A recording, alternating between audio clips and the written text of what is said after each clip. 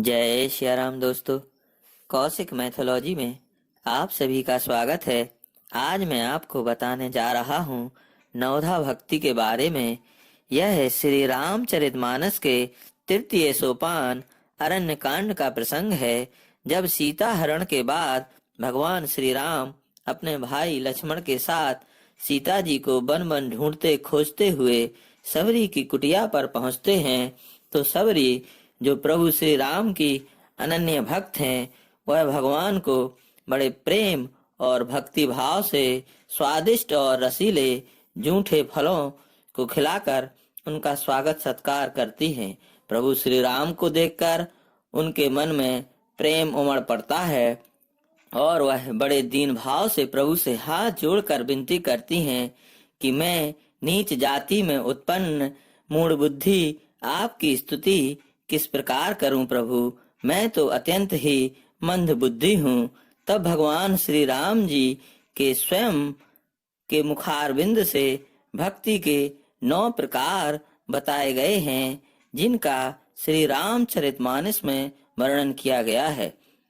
आप सभी भक्त ध्यान से सुनिएगा। नवधा भक्ति के ये प्रकार इस प्रकार हैं। कहें रघुपति सुनु भामिनी बाता, मानहु एक भगति कर नाता। श्री रघुनाथ जी ने कहा, हे भामिनी मेरी बात सुनो, मैं तो केवल एक भक्ति ही का संबंध मानता हूँ। जाति पाति कुल धर्म बढ़ाई, धन बल परिजन गुण चतुराई। भगतिहीन नर सोहई कैसा, बिनु जल बारिद देखई जैसा। जाति पाति कुल धर्म बढ़ाई, धन बल कुटुंब गुण और चतुरता, इन सब के होने पर भी भक्ति से रहित मनुष्य कैसा लगता है, जैसे जलहीन शोभाहीन बादल दिखाई पड़ता है।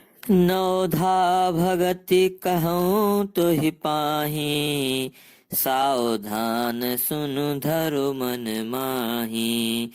प्रथम भगति संतन कर संगा, दूसरी रति मम कथा प्रसंगा। मैं तुझसे अब अपनी नवधा भक्ति कहता हूँ, तू सावधान होकर सुन और मन में धारण कर। पहली भक्ति है संतों का सत्संग करना, दूसरी भक्ति है मेरी कथा प्रसंग में प्रेम रखना। गुरु पद पंकज सेवा, तीसरी भगति अमान। चौथी भगति मम गुण गन, करहि कपट तजी गान। तीसरी भक्ति है अभिमान रहित होकर गुरु के चरण कमलों की सेवा, और चौथी भक्ति यह है कि कपट छोड़कर मेरे गुण समूहों का गान करे। मंत्र जाप मम दृढ़ विश्वासा, पंचम भजन सुबेद प्रकाशा। छठ दम शील बिरति बहु कर्मा, निरत निरंतर सज्जन धर्मा। मेरे अर्थात राम मंत्र का जाप और मुझ में दृढ़ विश्वास, यह पांचवी भक्ति है जो वेदों में प्रसिद्ध है। छठी भक्ति है इंद्रियों का निग्रह, शील यानी अच्छा स्वभाव या चरित्र, बहुत से कार्यों से वैराग्य और निरंतर संत पुरुषों के धर्म आचरण में लगे रहना। सातों सम मोहि मैं जग देखा, मोते संत अधिक करि लेखा। आठों जथा लाभ संतोषा, सपिन हूँ नहीं देखहि पर दोषा। सातवीं भक्ति है जगत भर को संभाव से मुझ में ओतप्रोत अर्थात राममय देखना, और संतों को मुझसे भी अधिक करके मानना। आठवीं भक्ति है जो कुछ मिल जाए उसी में संतोष करना, और स्वप्न में भी पराये दोषों को ना देखना। नवम सरल सब सन छल हीना, मम भरोस हे हरस न दीना। नौ महु एकहु जिनके होई, नारी पुरुष सचराचर कोई। नवी भक्ति है सरलता और सबके साथ कपट रहित बर्ताव करना, हृदय में मेरा भरोसा रखना और किसी भी अवस्था में हर्ष और दैन्य अर्थात विषाद का न होना। इन नौ में से जिनके एक भी होती है, वह स्त्री पुरुष जड़ चेतन कोई भी हो, सोई अतिशय प्रिय भामिनी मोरे। सकल प्रकार भगति दृढ़ तोरे, जोगी वृंद दुर्लभ गति जोई। तो कहूँ आज सुलभ भई सोई। हे भामिनी, मुझे वह अत्यंत प्रिय है, फिर तुझमें तो सभी प्रकार की भक्ति दृढ़ है। अतएव जो गति योगियों को भी दुर्लभ है, वही आज तेरे लिए सुलभ हो गई है।